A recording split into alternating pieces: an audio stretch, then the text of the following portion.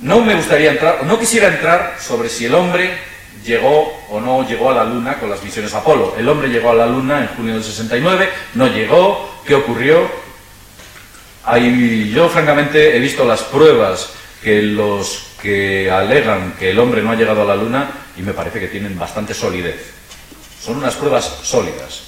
Hay informes de estudios de gente bastante preparada que demuestran que efectivamente allí no han llegado. Se ven cosas raras que allí no han llegado. Por ejemplo, y voy a poner un ejemplo nada más. Ese es el rover.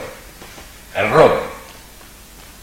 Y sin embargo, ¿por qué esa huella no ha dejado, por qué esa rueda no ha dejado la huella de ida o de venida? ¿Quién la ha caído desde el cielo? ¿El rover? Esa es una toma del Apolo 17, en el año 1972. ¿Cómo es posible? ¿Cómo ha llegado ahí? ¿Se le ha echado al hombro el astronauta y ha colocado ahí el rover? Esto es absurdo, es una toma absurda. Pues estos detalles, este es un pequeño ejemplo de lo que hay muchísimo. Estos son detalles con los cuales podemos mantener o podemos pensar que efectivamente las misiones Apolo han sido fraudulentas.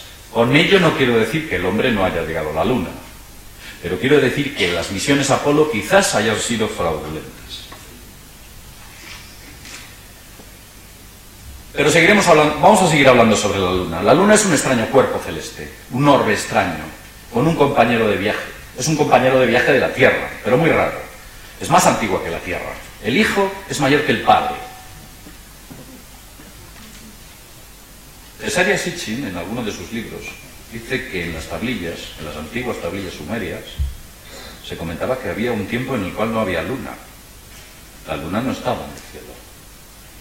En lo más antiguo y más remoto de la existencia humana, en uno de sus libros de Crónicas de la Tierra. La Luna tiene una órbita circular, con lo cual el orbe, este satélite, no ha podido ser capturado por la gravedad de la Tierra, si no hubiera tenido una órbita elíptica que no tiene, es perfectamente circular.